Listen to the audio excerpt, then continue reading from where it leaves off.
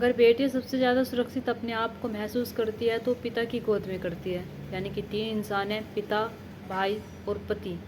इन तीनों पर एक महिला आंख बंद करके भरोसा करती है। लेकिन तब क्या हो, इनमें से एक ही दरिंदगी पर उतर आए और एक ही उनके साथ कुछ ऐसा करे जिस पर से उनका विश्वास उठ जाए। आज की घटना में कुछ ऐसा ही होता है, जहाँ पर एक पिता अपनी बेटियों के साथ दरिंदगी दिखाता है, एक पिता अपनी बेटियों के साथ गलत काम करता है और वो उसकी सगी बेटियां होती हैं, और एक नहीं 3-3 बेटियों के साथ ही सब कुछ करता है। आखिरकार ये सब कुछ क्यों करता है और क्यों होता है, ये जानते हैं हम इस घटना के माध्यम से। चले तो बिना देरी के इस घटना को शुरू करते हैं।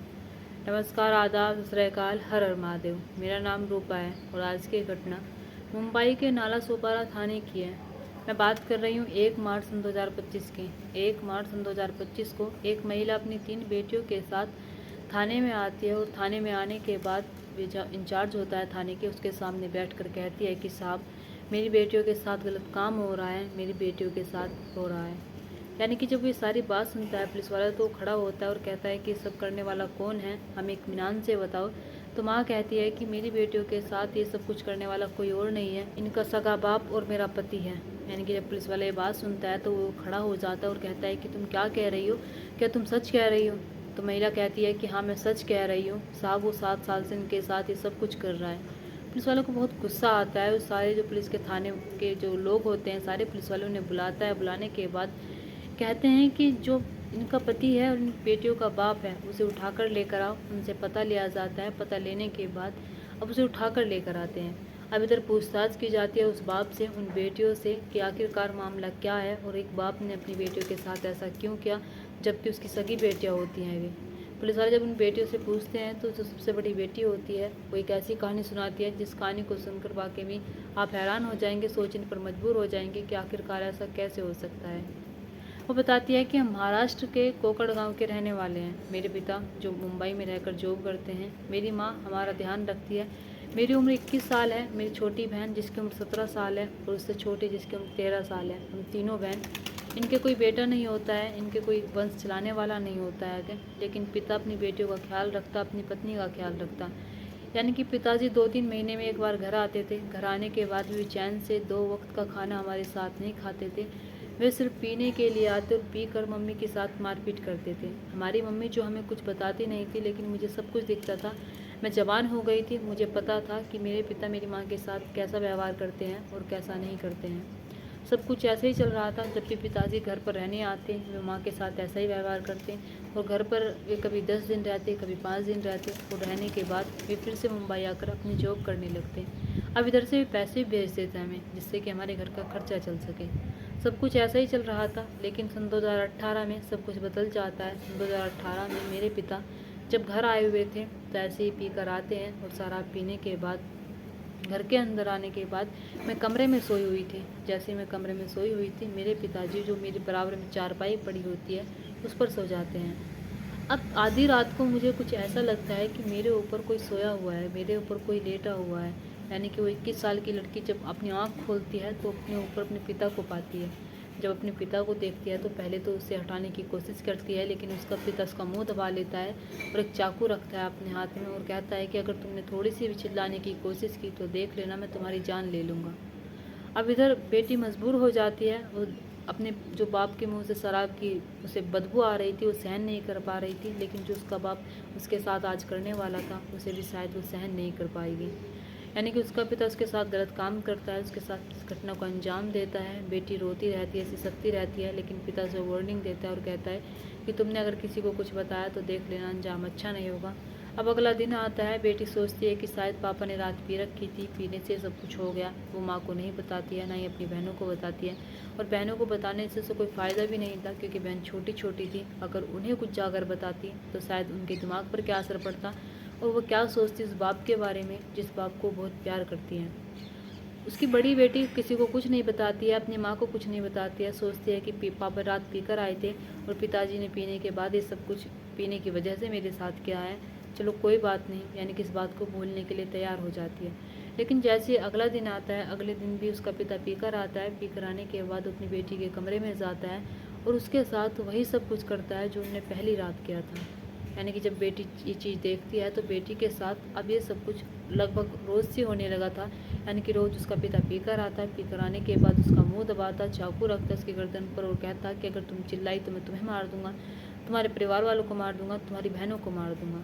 यानी कि जब एक पिता की ये बात सुनती है तो वो सहन नहीं कर पाती है। अब वो इंतज़ार करती है कि कब उसके पिता मुंबई जाए जॉब करने के लिए और कब वो सुकून की ज़िंदगी जिए। अब ऐसे ही होता है, इसके पिता मुंबई आ जाते हैं, लेकिन जब फिर से आते हैं तो फिर से उसके साथ ये सब कुछ होता है। लेकिन इस बार वो प्रेग्नेंट हो जाती है। इस बार वो अपने बाप के बच्चे की माँ बन जाती है। जब वो प्रेग्नेंट हो जाती है, उसकी तबीयत ख़राब होने लगती है, तब वो अपनी माँ को जाकर बताती है। यानी कि पहले तो प्रेगनेंसी खुद चेक करती है, फिर अपनी माँ को जाकर बताती है कि माँ, मेरे पिता का मेरे पेट में बच्चा है, मेरे पिताजी ने मुझे प्रेग्नेंट कर दिया। माँ जब ये बात सुनती है तो पहले माँ को यकीन नहीं आता है। वो पहले सदमे में चली जाती है और थोड़ी देर तक बैठी रहती है और कहती है कि तुम ये क्या कह रही हो, तुम्हारा पिता ऐसा कैसे कर सकता है, तुम झूठ बोल रही हो। लेकिन माँ को भी कहीं ना कहीं पता था, आशंका थी कि हाँ वो इंसान ऐसा कर सकता है, क्योंकि वो उनके साथ भी मारपीट करता था। अब ऐसे ही बेटी जब ये सारी बात कहती है अपनी माँ से, तो माँ उससे कहती है कि किसी को कुछ मत बताना, और तुम्हें तुम्हारा बाप ने तुम्हारे साथ ये सब कुछ किया है, मेरे और तुम्हारे बीच ये बात होनी चाहिए और रहनी चाहिए। अब माँ अब बाहर जाती है, बाहर जाने के बाद एक दवाई लेकर आती है जिससे कि उसकी बेटी का गर्भपात हो सके, और दवाई अपनी बेटी को खिला देती है। बेटी दवाई खा लेती है और इज्जत ना चली जाए, इज्जत हमारी मुमकिन हुई रही, इसलिए माँ किसी को कुछ नहीं बताती है और पुलिस स्टेशन भी नहीं जाती है। अब पिता थोड़े दिन तक तो रुक जाता है, थोड़े दिन 3-4 महीने, और फिर वहाँ जाता है नाला सुपारा यानी कि जॉब करने के लिए मुंबई। और वहाँ पर जाने के बाद वो फिर से जब आता है और जब उसकी बेटी की तबीयत ठीक हो जाती है, वो फिर से वही सब कुछ करता है। और बेटी धीरे धीरे करके फिर प्रेग्नेंट होती है, और 2 बार प्रेग्नेंट होती है, 3 बार होती है, और 3 बार प्रेग्नेंट होने के बाद भी वो चौथी बार भी प्रेग्नेंट हो जाती है। लेकिन माँ किसी को कुछ बताती नहीं है, माँ किसी से कुछ कहती नहीं है। माँ को सब पता था, लेकिन माँ ये सोच कर चुप थी कि अगर उसके पति ने उसे छोड़ दिया तो 3 बेटियों को लेकर कहाँ जाएगी, क्योंकि उसका पति ही एकलौता था जो कमा कर उनके घर में लाता था और उन्हें खिलाता था। इसलिए अपनी बेटी को भी समझाती है कि तुम्हारी 2 बहन हैं, उनकी पढ़ाई है, लिखाई है, हमारा खाना खर्चा, अगर वो उसे कुछ हो गया फिर कहीं चला गया तो हमारा दाना पानी बंद हो जाएगा। इसी को लेकर, और थोड़ी सी इज्जत, यानी कि अगर तुमने बाहर किसी को बताया तो घर में गांव में हमारी इज्जत नहीं रहेगी। अब बेटी यही सब कुछ करके सहन करती रहती है, लेकिन पिता यहीं पर नहीं रुकता है। पिता इन्हीं 7 सालों में अपनी 17 साल की बेटी के साथ भी वही सब कुछ करता है। 17 साल की बेटी को भी अपने हवस का शिकार बनाता है। 17 साल की बेटी के साथ भी वही सब कुछ दोहराता है, लेकिन माँ तब भी कुछ नहीं कहती है। माँ देखती रहती है। माँ को पता होता है कि दोनों बेटियों के साथ उसका पति ये सब कुछ कर रहा है, दोनों बेटियों को अपनी हवस का शिकार बना रहा है, लेकिन ना जाने वो फिर भी क्यों चुप रहती है। समय गुजरता चला जाता है धीरे धीरे करके। ये पिता जब जब अपने घर आता था तब ये लड़की सहमी डरी हुई हो जाती थी, और इन्हें डर लगता था अपने पिता से, और डर लगता था उस हैवान से जो रात को उनके ऊपर चढ़ता था आकर। अब ऐसे ही समय गुजरता चला जाता है, और जब समय गुजरता चला जाता है तभी 6 साल गुजर जाते हैं, और 6 साल गुजर जाने के बाद कुछ महीने पहले ही वो अपनी 13 साल की बेटी को भी अपनी हवस का शिकार बनाता है। 13 साल की बेटी के पास जाता है और उसके साथ भी वही सब कुछ करता है जो अपनी दोनों बेटियों के साथ कर चुका है। अब जैसे ही ये सारी चीज़ें बड़ी बहन को पता चलती है, और 17 साल की बहन को पता चलती है और माँ को पता चलती है, तो शायद इस बार उनकी जो सहन करने की सीमा थी, सहन करने की शक्ति थी, वो ख़त्म हो चुकी थी। अब उन्हें पता लग गया था कि वो हैवान इंसान नहीं है, इंसान के रूप में जानवर है। अब इधर माँ जब पता चलता है कि 13 साल की बेटी को भी उसका पति शिकार बना रहा है, तो वो सोच लेती है कि अब हम यहाँ पर नहीं रहेंगे, मैं अपनी बेटियों को लेकर चली जाऊँगी और कहीं ले जाकर मजदूरी करूँगी और पेट पालूँगी, लेकिन इस इंसान के साथ बिल्कुल नहीं रहूँगी जिसने मेरी तीनों बेटियों की ज़िंदगी बर्बाद कर दी। अब ऐसे ही जब वो जॉब के लिए मुंबई आता है, तभी माँ सोच लेती है कि अपनी तीनों बेटियों को मैं लेकर भाग जाऊँगी। तभी अपनी तीनों बेटियों को लेकर मुंबई के नाला सोपारा में एक रिश्तेदारी में आ जाती है, और रिश्तेदारी में आकर रहने लगती है। इधर ये बात जब उसके पिता को पता चलती है लड़की के, तो वो देखने लगता है कि आखिरकार चारों के चारों गए तो गए कहाँ पर, क्योंकि वो पूरे घर में देखता है, गांव में देखता है, लेकिन कहीं भी उनका अता पता नहीं होता है। वो हर रिश्तेदारी में फ़ोन करता है, और लास्ट बार जब एक रिश्तेदारी में फ़ोन करता है तो पता चलता है कि हाँ वे यहीं पर आई हुई है, यहीं पर रह रही हैं। तभी पिता वहीं पर आता है अपनी रिश्तेदारी में, और अपनी बेटियों को देखता है, अपनी पत्नी को देखता है, पहले उन्हें धमकाता है, उनके साथ मारपीट करता है, और यहाँ पर भी वो यही सिलसिला जारी कर देता है जो सिलसिला उसने वहाँ पर चला रखा था।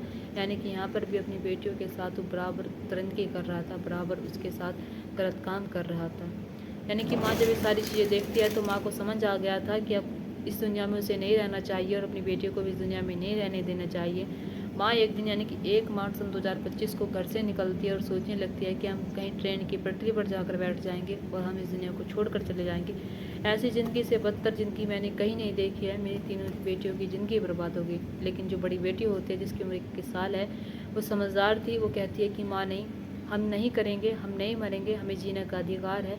अगर किसी को जेल जाना चाहिए, अगर इस दुनिया में किसी को रहने का अधिकार नहीं है तो मेरे पिता हैं। वो अपनी माँ को समझाती है। माँ रो रही थी, चिल्लाकर भर रही थी और कह रही थी कि अगर मैं पहली बार में ही जब तुम्हारे साथ ये सब कुछ हुआ था पुलिस स्टेशन जाना चाहिए था, उस व्यक्ति को सज़ा दिलवानी चाहिए थी। लेकिन मुझे लालच आ गया था। मैं सोच रही थी कि हमारा दाना पानी बंद हो जाएगा, हमारा खर्चा कहाँ से चलेगा और मैं तुम तीनों को कैसे पालूंगी। लेकिन मुझे आज एहसास हो रहा है कि शायद मुझे उस टाइम पर चले जाना चाहिए था। तो 21 साल की अपनी 2 बहनों को लेती है और अपनी माँ को लेती है। लेने के बाद वो पुलिस स्टेशन की ओर जाती है और 1 मार्च 2025 को पुलिस स्टेशन में जाकर बैठ जाते हैं और पुलिस वालों को सब कुछ बताते हैं। जब ये बात सुनते हैं कि एक पिता ने सगी बेटियों के साथ 7 साल से दरिंदगी कर रहा था, तो वाकई में उन्हें भी यकीन नहीं होता है। एक सगा पिता, वाकई में उन्हें बहुत देर बाद इस घटना पर यकीन होता है। लेकिन इस बीच में ही वे उससे उठवा लेते हैं, यानी कि लड़की के जो पिता होते हैं। उठवाने के बाद अब उससे पूछताछ की जाती है तो वो कहता है कि नशे की हालत में सब कुछ हुआ। नशे की हालत में एक बार हो सकता है लेकिन बार बार कुछ नहीं होता है। और नशे में इंसान पागल नहीं होता है, नशे में उसे सब कुछ पता होता है कि वो क्या कर रहा है क्या नहीं कर रहा है। और ये बाप नशे की हालत में इतना सब कुछ कर रहा था। 7 साल मायने रखते हैं और 7 साल से 3 बेटियों के साथ ये सब कुछ कर रहा था। पुलिस वाले से गिरफ्तार करते हैं। गिरफ्तार करने के बाद जेल भेजते हैं। उसे सख्त से सख्त कार्रवाई दी जाएगी और जो उसने गुनाह किया है वाकई में माफ़ी के लायक नहीं है और ना ही इस पर दया खानी चाहिए और ना ही वो इंसान दया के लायक है। इधर माँ अपनी तीनों बेटियों को लेकर अपने गांव चली जाती है, अपने घर चली जाती है और वहीं पर जाकर रहने लगती है। शायद अब माँ को समझ आ गया था कि तीनों बेटियों का भरण पोषण उसे ही करना है। अगर वो पहले ही कदम उठा लेती, पहले ही वो पुलिस स्टेशन चली जाती, तो वाकई में उसकी 13 साल जो उसकी 17 साल और 21 साल की बेटियों के साथ ही सब कुछ हो रहा था, इतने सालों से वो ना होता। दोस्तों, आप क्या कहना चाहेंगे इस घटना के बारे में? आप क्या कहना चाहेंगे ऐसे पिता के बारे में जो पिता हैवान बन गया? ऐसा क्या कहना चाहेंगे उस बाप के बारे में जिसने अपनी तीनों बेटियों को नहीं छोड़ा, तीनों बेटियों के साथ वो गलत काम कर रहा था और उसकी माँ जो चुपचाप देख रही थी, वो चुपचाप बस देख रही थी, वो कुछ कर नहीं रही थी क्योंकि वो मजबूर हो जाती है। कहीं ना कहीं उन्हें भी लगता है कि उनका पति जो कर रहा है वो शायद उसके मज़े के लिए ही है, लेकिन जो हमारा खाना पीना आ रहा है वो सब कुछ बंद हो जाएगा। मैं अपनी तीनों बेटियों को कहाँ से पालूंगी? माँ इतनी पढ़ी लिखी नहीं होती है जिससे कि वो अपनी जॉब कर सकेगी। वो मेहनत मजदूरी ही कर सकती थी और मेहनत मजदूरी करके ही अपने बच्चों का पेट पाल सकती थी।